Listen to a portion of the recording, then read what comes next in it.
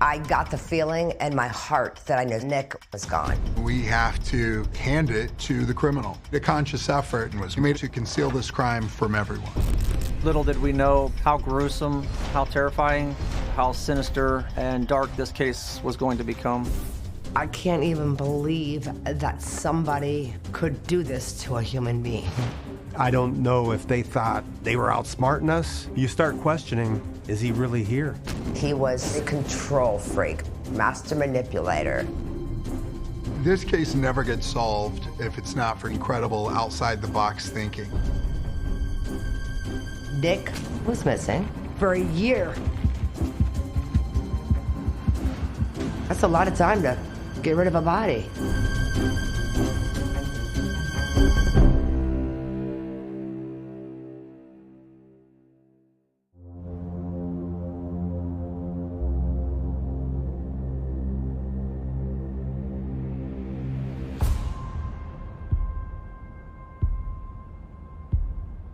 On February 9th of 2017, the Madison Police Department was contacted by the Barberton Police Department that is located just northwest of us, and they advised that a Nick Stein, a 25-year-old male, was possibly missing, and they wanted us to do a welfare check in our area.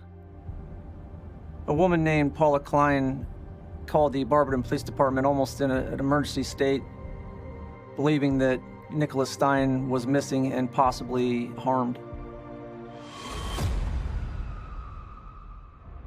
It's very hard to convince a police officer or even a detective that a 25-year-old boy is gone.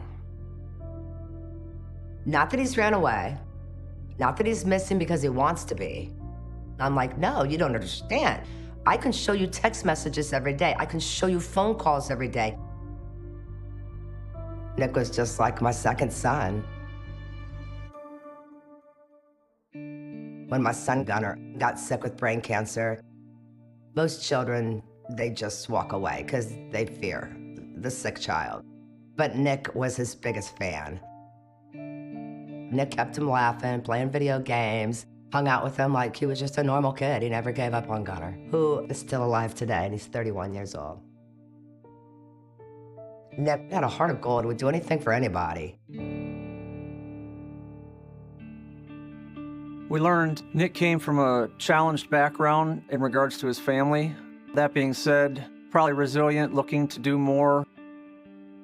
I kept in touch constantly with him, in text messages, on social media, the telephone.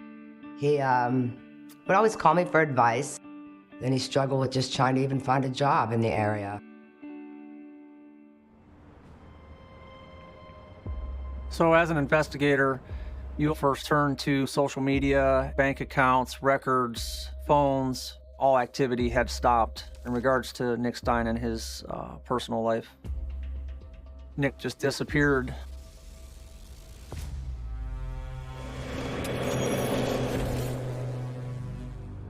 But we learned he came to Massillon as he met a man named Brian Gentry. Nick believed that he could better his future by working with Brian. Nick told me he wasn't making any money, and he said, Brian's giving me some work. I said, oh, I know this guy, I don't trust him, but he believed everything Brian told him. So we decide we want to interview Brian Gentry. Brian Gentry was renting a house on 8th Street. He was a decorated war veteran who fought 4 tours in Afghanistan before he was ultimately discharged from the military after suffering severe injury. Him and his girlfriend, Kristen Lane, they decided they wanted to start a tree trimming business with Nick to cut trees in the summer and to plow snow in the winter. And with it being seasonal work, they decided it would be best to save gas money, to save time, that Nick just move in with them. The couple had 3 small children living in the house with them, and then also another roommate, Carl Spencer, an old friend of Brian Gentry's from middle school. Brian took charge of the house. He was the ringmaster. They were very cooperative, invited us in, answered our questions. When we first arrived at the location, everything looked normal. When interviewed, the occupants of the house stated that Nick Stein had left on Wednesday, February 1st, and had not been seen since. They had been the last people that were known to have seen Nick Stein before he was reported missing. On February 9th, The residents there were worried about Nick and his whereabouts. But Brian said that one of the reasons why Nick may have wanted to leave Massillon was because he possibly owed some people money. Carl Spencer had stated that he remembered Nick Stein had left the house and was going downtown to a local restaurant and was getting a ride back to Barberton. We did spend hours looking for video footage from local residents, business, and ultimately there was no video located.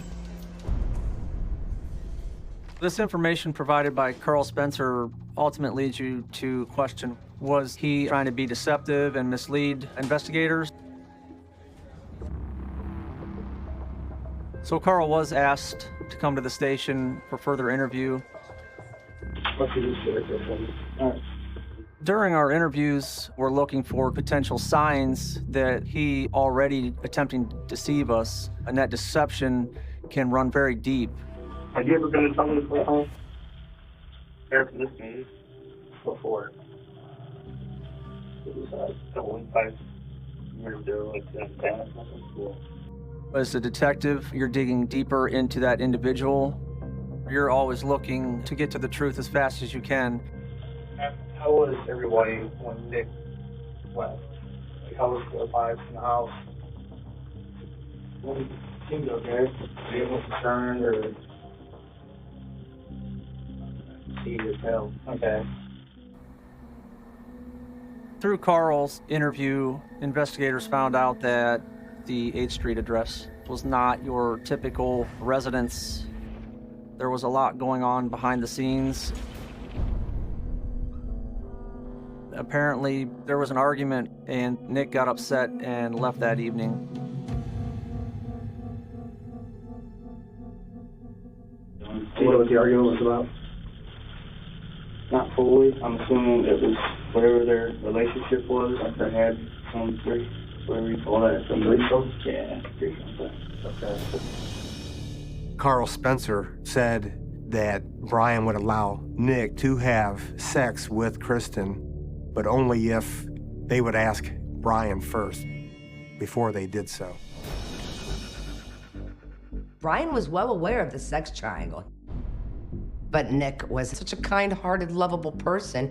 He wanted to find a girlfriend to love him and get married and have a family. He probably treated her better than she'd ever been treated.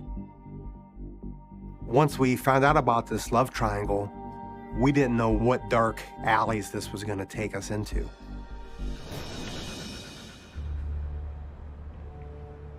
We look back on those first interviews. A lot of details weren't given, and that's why it was imperative that we return to the residence. And upon further conversation with Kristen Lane, she did state that she was in a relationship with Nick Stein and also Brian, and she said that Nick wanted to have an exclusive relationship with her. And there was an argument. Kristen stated that she was not interested in being in an exclusive relationship and that Nick got upset and left that evening. Once we hear this, we started wondering, there's way more going on here than just a missing person. When the two guys are sexually active with a single female, then somebody lets their feelings get involved. Bad things tend to happen. So during questioning, the occupants invited us into the home to have a further look.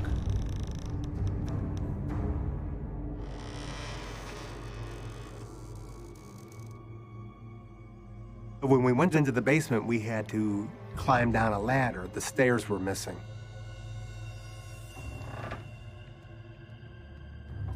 I asked Brian about the stairs, and he said that due to his injuries in the Army, the VA recommended that he replace the stairs. So he took them out, and they were going to be replaced shortly.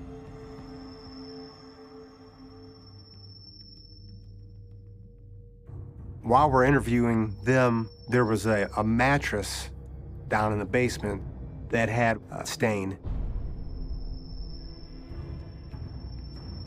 So I asked Kristen about this stain, and she said, "Oh no, I spilled cola on the mattress." But if something bad did happen to Nick, I thought to myself, is this evidence? We decided that we were gonna swab this spot and send it off to be tested.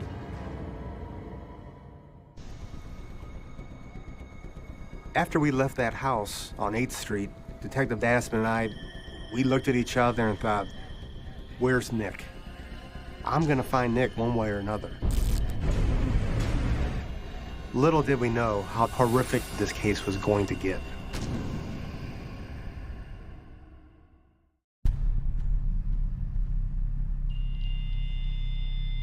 The Massillon Police Department was advised that Nick Stein, a 25-year-old male, was possibly missing from his residence on 8th Street. After we interviewed the occupants of the house, we began to think this was a cat and mouse game. Are these individuals trying to steer you in the wrong direction? And seeing that stain on the mattress certainly sparked interest that it potentially could yield DNA of a victim. If it was blood, whose blood is it?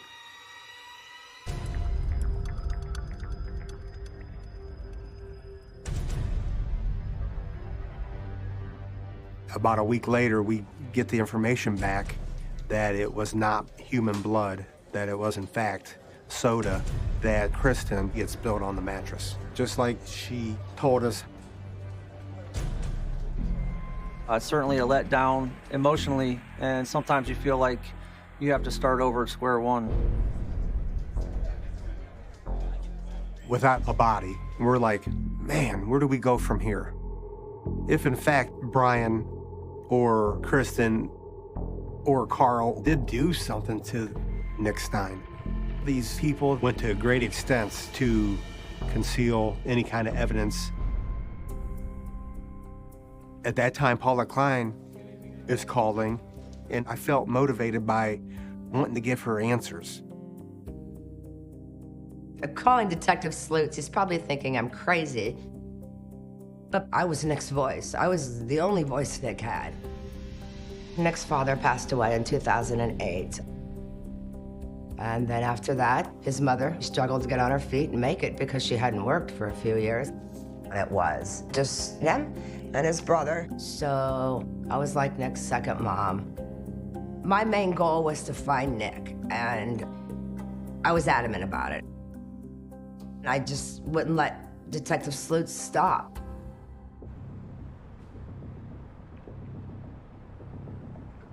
So in the spring, I get a phone call from Nick's brother. He believes Nick made it back home to Barberton. And he believes that Nick's mother's boyfriend, Andy, was somehow involved with the disappearance. Nick wanted to take close care and watch over his mother. He wanted to get a job and he wanted to take care of her. Her boyfriend wouldn't allow it. He was so jealous of Nick. When the search was going on for Nick, you would think that her boyfriend would be out looking. Well, he never left the house. And he wouldn't allow Nick's mom to leave the house. He was a very sneaky and conniving person. That's what made me more curious that he might be behind it.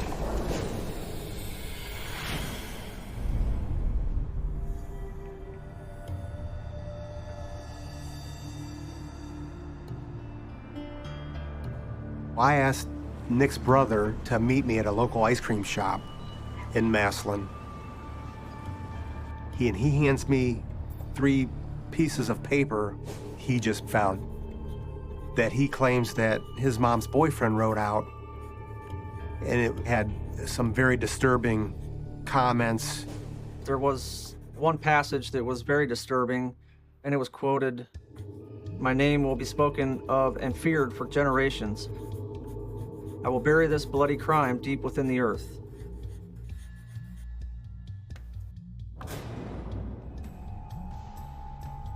Nick's brother stated that he believed, based on those deranged writings, that it was possible that Nick was buried in a wooded area near Nick's mother's home.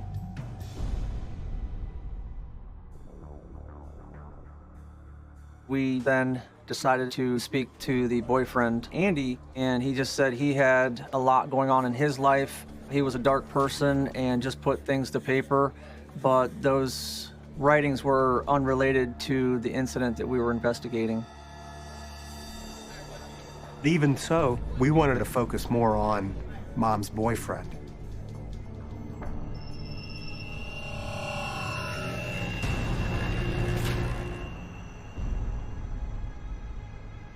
Next, we contacted Barberton Police Department, and they sent out officers to check the area and to look for any disturbances in the dirt or possibly any shallow graves, any kind of sign that there was a body buried in these woods.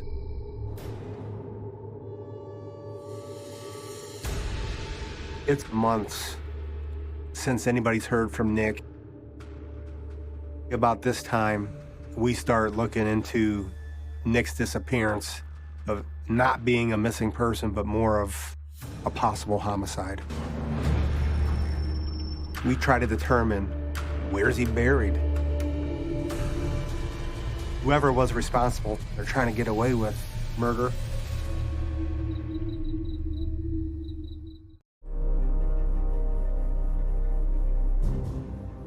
So at this point, we're coming up on 4 months in the investigation, and we had a true victim, Nick Stein.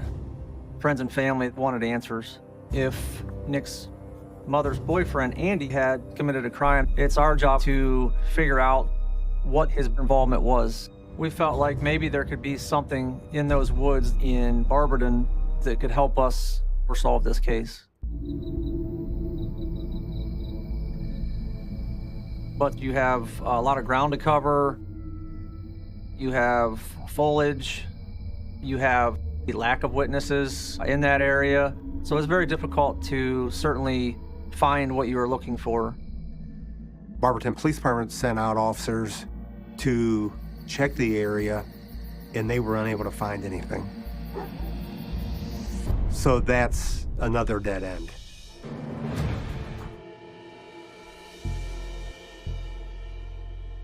It was emotional when Detective Slutz would call and tell me that, you know, we looked in the woods, we didn't find him. It would send me downwards, but that's what made me push stronger and never to give up on him.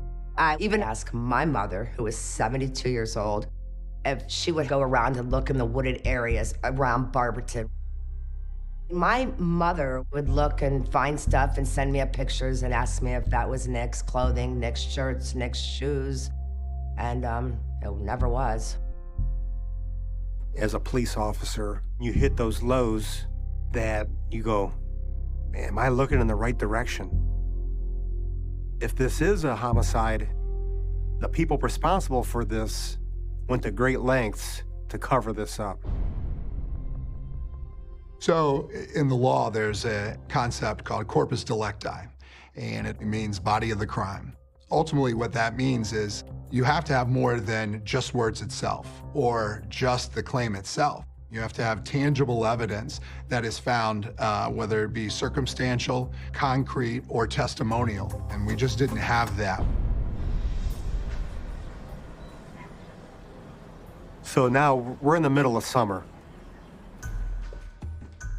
We're not finding any information on Nick. As a detective, you try to separate your personal life from your work, and this one lingered with me. I would stay up at night thinking about who I need to talk to, what can we do different. I didn't want it to end up in the cold case files.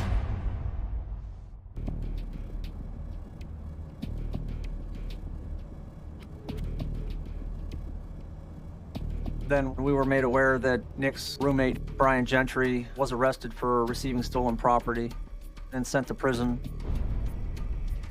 Although Brian Gentry was incarcerated, Carl Spencer and Kristen Lane are still living in that house together, and she was pregnant. Carl Spencer was the father. Now, there was more than just a love triangle. Carl Spencer was involved with these individuals as well. Matters of the heart certainly can be a motive for murder. It's one of the oldest ones.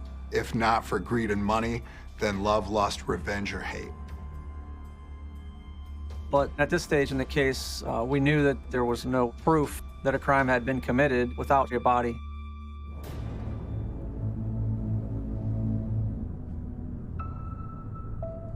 At the end of January, we get a call of some abuse or neglect of the children at the house. We did an investigation and got a warrant for Kristen's arrest for child neglect. So she gets arrested and is in the Stark County Jail. And then a confidential informant contacted me. This confidential informant was someone that I had worked with for several months, and he was reliable. Once Brian went to prison, Kristen had other people over to the house to continue to party. Kristen had our confidential informant at her house. So this confidential informant stated that he heard that Nick Stein was buried somewhere in Massillon. However, he was unsure of the location.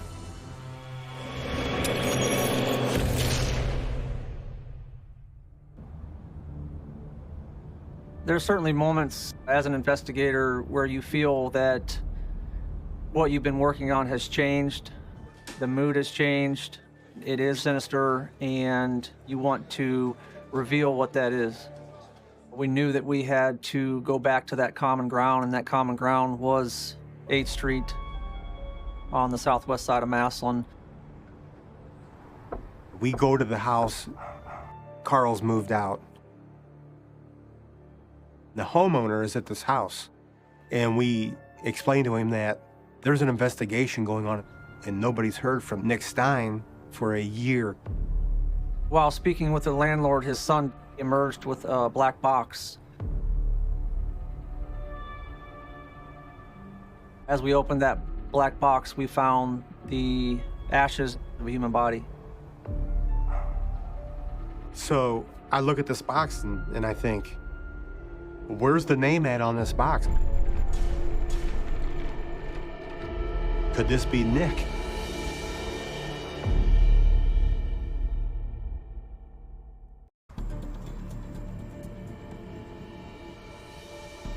Based on the information provided and Nick's last whereabouts being the 8th Street residence, when given the ashes and remains of a human body.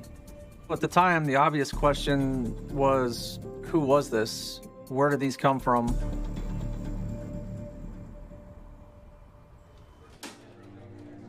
We later found out through Paula Klein that those ashes, in fact, belonged to Nick Stein's father.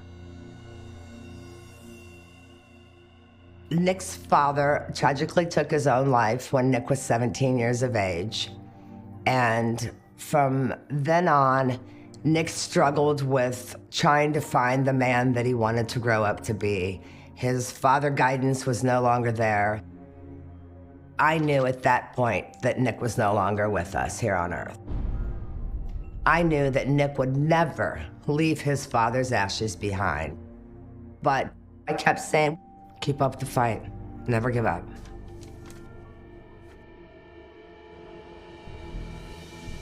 Throughout this entire investigation, Kristen has danced around questions pertaining to Nick. And we know that Kristen is in jail at this time. It could be a big break in the case. So I told Detective Dadisman, we need to go over and talk to Kristen at the county jail. I felt like it was the right time because she wanted her 3 kids back. Now is your time to help yourself and help us. Today is January 30th, 9:40 a.m. I'm to take a swim just to get here for Casper, and you are Kristen Lane, correct? Yes. I want to see your free to go anytime you want. The challenge being a detective is obviously working with individuals who are trying to deceive you. They want to take you down that wrong path. I think you know what we need to. All right? So I think it was the mixing. It is the mixing. Okay? And things are starting to come together for us. Okay? And we feel that you know some things, and we just want to put it out there that you can either be part of the problem or you can be part of the solution. This was a long, drawn-out interview. She was sending us in circles, but she continued to mention Carl Spencer. So that's what because he was there that night, but then we ended up leaving, but came back early the next morning. I don't know if maybe he had to leave because shortly after that, Carl told us that he liked me, and at the time Brian wanted to start that whole three-person relationship thing. She shined light onto Carl. She still would not give specific information. With Carl, do you think if he did show up, would he marry him or would he bury him? He was there. So after interviewing Kristen, there was certainly a pause or a moment for detectives to wonder if it's possible that Nick Stein was in fact buried on that property this entire time. We thought, boy, if he's buried in the backyard, this is pretty bold. There was never any signs of disturbed earth or anything that would give us a motive to believe that there could be potentially a body buried in that yard. We started thinking, what tools would they need to bury Nick? Are they gonna use just a shovel? That would take a lot of work and a lot of strength to dig a hole deep enough to bury a body in the backyard. I thought to myself, well, maybe they rented an excavator. We contacted a local business in Massillon, and they did dig through their files, and they were able to locate a receipt, and there was a rental agreement on February 2nd of 2017 of a Kubota backhoe. And the name on that rental agreement was very familiar to us. And I about had a heart attack.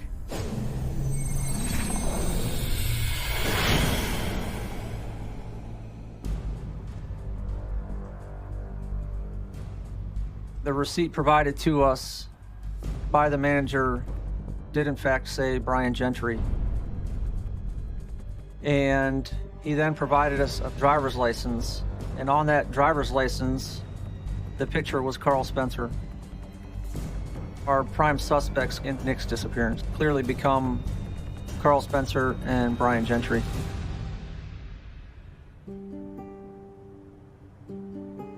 We reached out to BCI, the Bureau of Criminal Investigation, and they were asked to provide cadaver dogs at that time.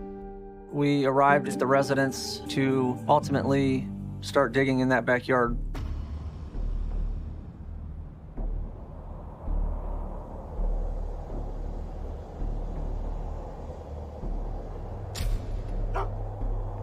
It's the first day of February in Northeast Ohio. It's cold. The dogs start hitting in this area. And we dig for hours. And we're not able to find Nick. It was very disappointing. Took a lot of wind out of our sails. You start questioning, is he really here? I told Detective Dadisman, we need to go back over and talk to Kristen again. It was an audio interview at the Stark County Jail. Now's your chance to tell us the truth, to save yourself. We show her this picture of us digging in her backyard. And I ask her, what's this picture of? That's the old house. What are we doing today? Taking up the yard. Why? What do you think? Why? Now's your chance to tell us the truth. We proceeded to show her the receipt from the rental place, and we just let all this build up so that way she could tell us her story. I don't know why the excavator was there. I was told it was for some job. I don't ask questions when it comes to that because I don't know anything about that. We thought, okay, you're not telling us the truth.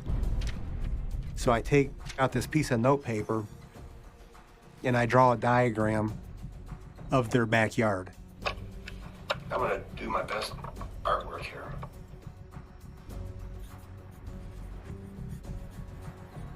And I slide it over in front of Kristen. And I slam my pen down. And I say, where's Nick? As a matter of fact, I'm gonna take that off you.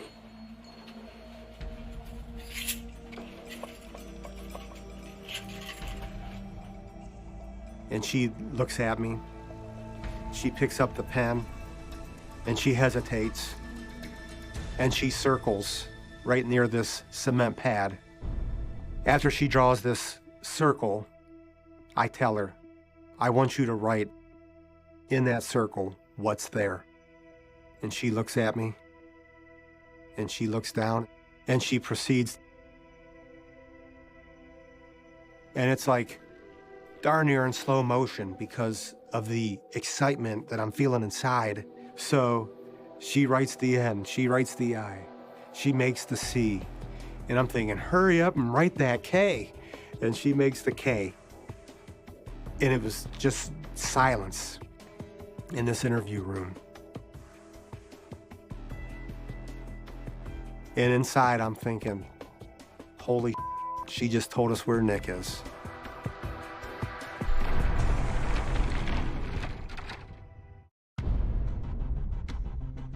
Kristen Lane circled a location in the backyard where Nick's body was. She knows that, hey, we're caught now. It's time to save my own butt.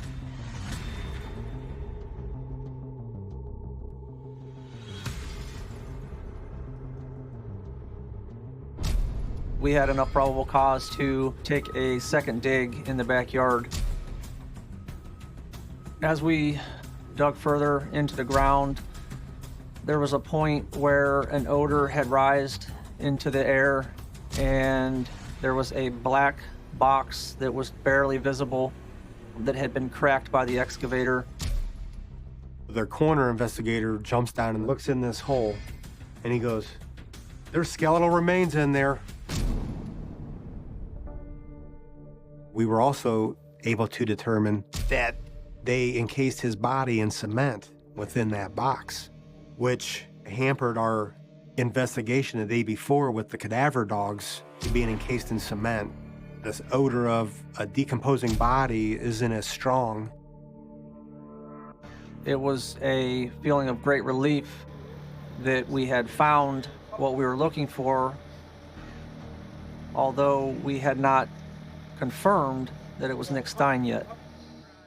Well, police have not released his name at this point, but we can tell you the remains were taken to the Stark County Coroner's Office. For the second day in a row, BCI agents and police were out here. They were digging up this backyard, and this morning a body was found stuffed in a container right in that area that you're looking at.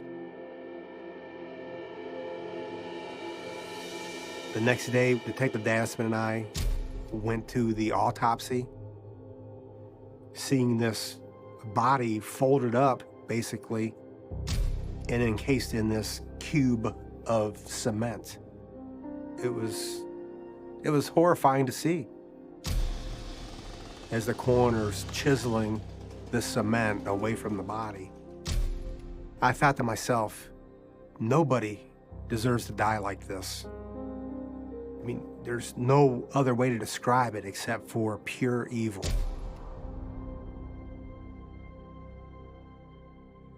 Through fingerprint analysis and dental records, we were able to determine that the remains in that box were the remains of Nick Stein.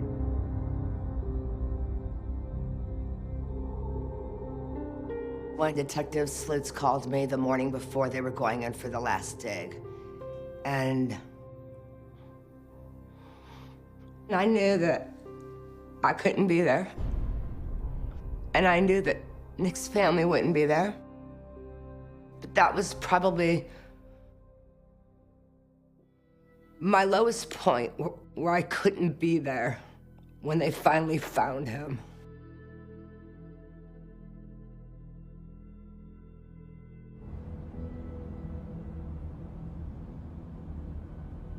Even though we had closure for the family, we still didn't end our investigation there. We had information that Carl Spencer might be in the Marlboro Township area, located east of us about 30 minutes. And detectives located Carl and advised him we had a warrant for murder for his arrest. And then Carl Spencer told us how the murder of Nick Stein happened. Okay, so that day, February 1st, Brian and Nick get into an argument, am I correct? What was the argument about? He had said that vulgar comment to Kristen. That make Brian mad, or what? Yes, that infuriated. But what's he say down there? He said that he wanted to beat his ass. Okay. Because he didn't think that was right for him to say that. Nick decided to lay down on the couch. Okay. He had taken like 3 Ambien. Okay. And he passed out. Then we went upstairs and grabbed duct tape out of the mudroom, and he started tying him up. He ripped him off the couch and he punched him for a good 10-15 minutes. He drug him to the house, into the mudroom, put him at the top of the steps and told me to push him down the steps. So did you push him down the steps? Yes, I did. Okay. I was so upset and sick to my stomach, I went out the back door to puke off the back deck. I come back in about 5 minutes later. Nick was drugged further into the basement, and he was dead. And then from there, we proceeded to use a tote. He emptied a tote out. We put him in a tote, carried him up outside. Brian already had concrete there. He poured concrete in the box.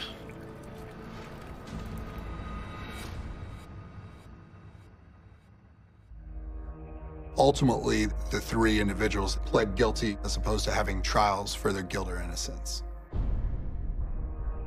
Kristen Lane pled guilty to abuse of a corpse, obstructing official business, and tampering with evidence, and received a 4-year sentence. In his connection with his testimony against Brian, Carl takes a plea deal and is sentenced to 11 years. Brian Gentry was sentenced to life in prison with parole at 15 years for the murder of Nicholas Stein.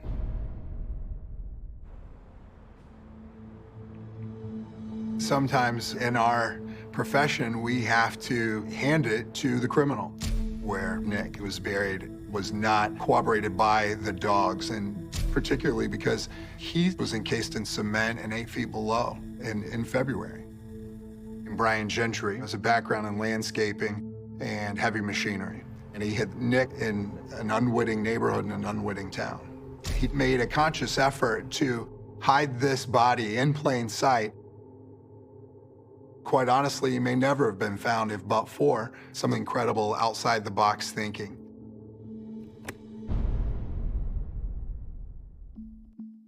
Brian Gentry was very smug.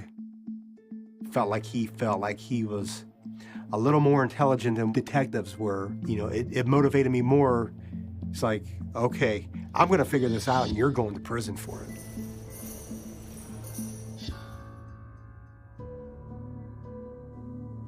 They released Nick's body to me. At one point, there was little talk from some friends that they thought Nick's body needed to be buried. And I put my foot down to him and told him absolutely not. Nick would not be buried in the ground again. And I was able to have him cremated. It's when we took the move to buy 2 Tree of Life urns, and we put Nick in one and his father in the other, and they match. Then I decided to have a memorial for Nick. I sat his urn box on my lap, and I cried like a baby.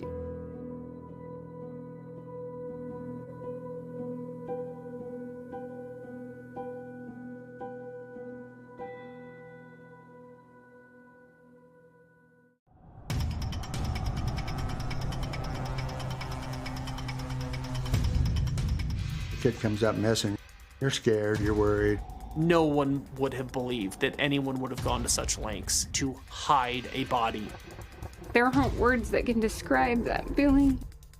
He took my wife, my child. I lost everything. Listen to me now. Her killer thought he was gonna get away with it. Dig a hole and put her in it, or just cover her up. Like some sort of Vegas magic act, he made the body disappear. What better way to hide a body than in a cemetery? And we came to the sewer drain. There were her remains, 18 years later. In one barrel was the torso, and the other barrel was the head. She was located encased in cement in a remote desert area. He threw her into the mine shaft, too. The come to Jesus moment is when everything is on the table. And you really have to wonder what happened.